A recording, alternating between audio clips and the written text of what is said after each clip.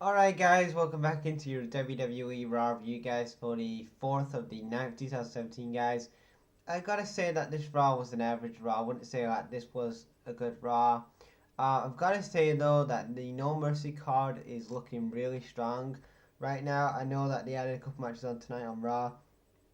With the women's match, we now have a fatal four-way. And now, can you guys answer me this? But I don't know why we have to keep having multi-person matches on pay-per-views. Like, what is their obsession with that?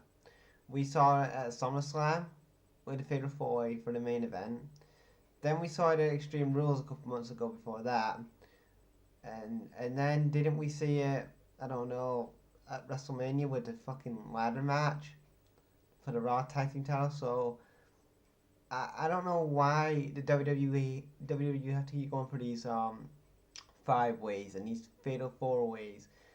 Yeah, I mean, you've seen one of them, you've seen them all. To be honest, it's like the same old stuff. The recycling, and can you not come up with anything better than just whatever? Like, can you not come up with something better than just multi-man matches all the time? And another thing that pissed me off: why is it every time that Braun Strowman's in a match, why does it have to be like a gimmick match? Why can it not just be a regular one-on-one match? I mean, I was chatting with some of my friends when Raw was on tonight, and I said to this one person that he was saying like, why are you throwing in all these gimmick matches? And I was saying that I don't remember Kane doing this back in 97, 98. So just saying that WWE, I know that you're trying to build Braun Strowman up as a main event guy, and you're doing that really well, but you know, yeah, you can have him in regular matches. He can work regular matches. He is a good wrestler. So yeah. But anyway, now just said that out of the way. So this is my WWE Raw review, guys. Like I said, and we open up Raw this week with John Cena versus Jason Jordan. Now this is a real good way to open up Raw. I'm glad that we didn't open up with a promo segment. Like I said, I really like how you open up with in-ring action, so you get the fans interested here. This is a real good match here, or a lot of good mat wrestling by Jason Jordan.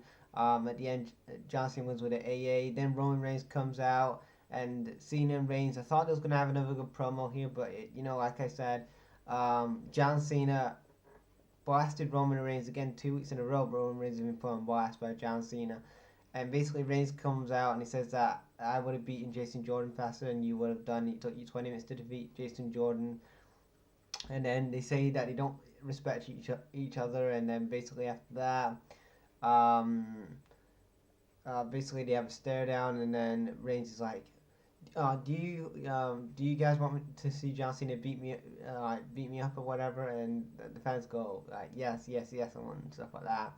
And that was after that we had Jeff Hardy versus The Miz for the Intercontinental title. This is a real good match. I thought this was a real good match as well. So we had two really good matches here between Jeff Hardy and The Miz and Jason Jordan and John Cena.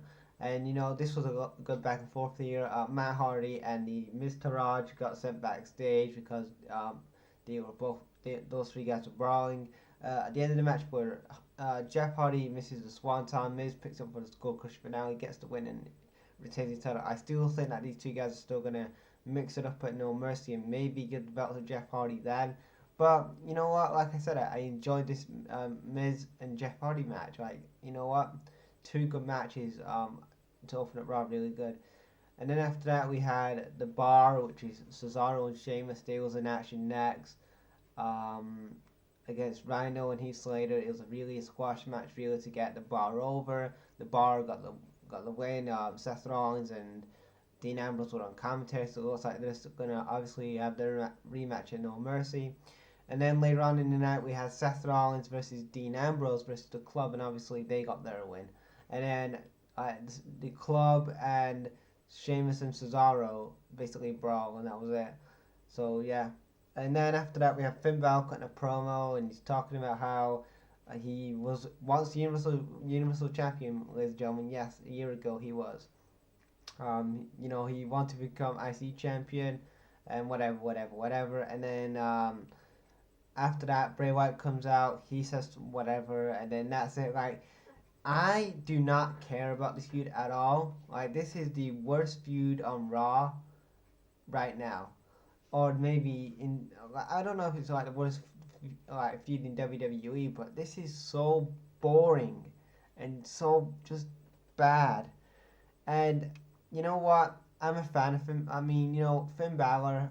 I'm a fan of Finn Balor, but I've got to say, and you know what? I am a fan of Finn Balor, but I've got to say that he's so boring without that face paint. I only think that there's only money in the face paint, and there's not money in Finn Balor as a babyface. I think if you turn Finn Balor heel, then I will maybe change my perspective on Finn Balor.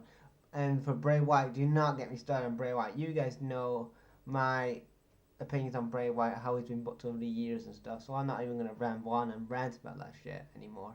I'm just tired of being. I'm just tired of like talking about that anyway. So yeah, it looks like they're gonna have another match at No Mercy. I don't care about it. I ain't gonna talk about it. Moving on to the next match. Then we had a six-man tag match. It was Enzo Amore, Cedric Alexander, and Grand Metalik versus Drew Gulak.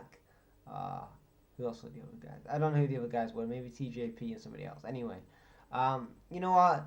I find it funny that the only person that can get over in that cruiserweight division is, I will say, two people, and that's Enzo Amore as the face, and you've got Neville, who's a heel, but he's super over. The rest of the guys, like Cedric Alexander, a guy that I think that WWE should do a lot with, like I know Cedric Alexander from a Ring of Honor day, so I know how talented this guy is. And when he got signed last year, I was like, yes, finally, because I know that this guy has talent, and if he had the right character and the right storyline, then I knew that he could become maybe a world, well, not like kind of like the upper mid card and main event scene kind of type thing. But yeah, I was so happy when they signed him, and since they've had him, he's done absolutely nothing apart from fight for Alicia Fox on TV. So that's all Cedric's done recently. Yeah, kind of sad, but I hope they will push that guy, Cedric, soon and stuff like that. But anyway, Enzo gets the win. After that, we had Sasha Banks and Alexa Bliss teaming up here against Nia Jax and Emma. If Nia and Emma got the win, they would be added into this fatal four-way, into this women's match between Alexa and Sasha. So they end up getting the win here. They obviously Sasha and Alexa cannot get along and whatever. And yeah, so it looks like they're in the match. And Nia Jax turning face. I don't know if I'm still sold on that thing. I don't know if I'm still sold on Nia Jax as a face. She got no reaction when she came out, and that's kind of sad. I'm a Nia Jax fan, but every time that they've tried to push Nia Jax since she's been on the main roster, it's like with her, it's like they push her for a few weeks and then she goes down, and then she push it. So it's like basically her main roster push has been up and down, like a wave of emotion. So one week she's up here with the waves, and then she's down there. It's just like that. That's how her main roster career's been. It's like, and now, and if they put I think that they're just gonna put the title on Nia Jax, then to her to drop to Asuka, then okay, I'll be fine with that. But if they're not gonna have an Asuka and Nia Jax feud, and they're just gonna continue to Alexa and Nia Jax feud for Total Divas just because they're on a new season, then why are you focusing on the E Network and Total Divas, a separate thing from the WWE, a separate thing from Monday Night Raw, and you're focusing on Total Divas instead of focusing on your actual women's division? But anyway, they're added to the match, and Emma keeps talking about she created a women's revolution. Now, a lot of people saying that Paige could come back soon. I don't know if she's like anywhere near coming back yet, but it looks like they may do a Paige Emma feud, which whatever at this point. I'm not a fan of Emma at all, so whatever. Then after that we have Braun Strowman versus the Big Show. In a steel cage match. This was a really good match here. Big Show did a Macho Man elbow. Oh, yeah. Macho Man would have been proud. Yeah. Anyway, the match was good here. The fans were popping for this match. Braun Strowman superplex the Big Show, but the ring doesn't break. Big Show and Strowman, they brawl trying to get out of the cage, and then Braun Strowman wins with the body slam move for the win. After that, Braun Strowman says that that's going to be the last of his feature at No Mercy, and then Braun Strowman picks up Big Show again and puts him through the cage wall, and that was the end of Raw, really. So yeah, that's my WWE Raw review for the 4th of the 9th, 2017, guys.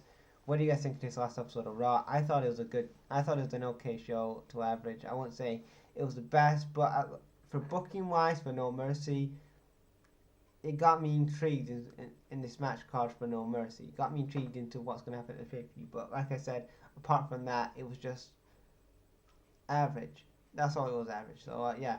Well, what do you guys think? Leave that down below in the comments, and I'll check you later.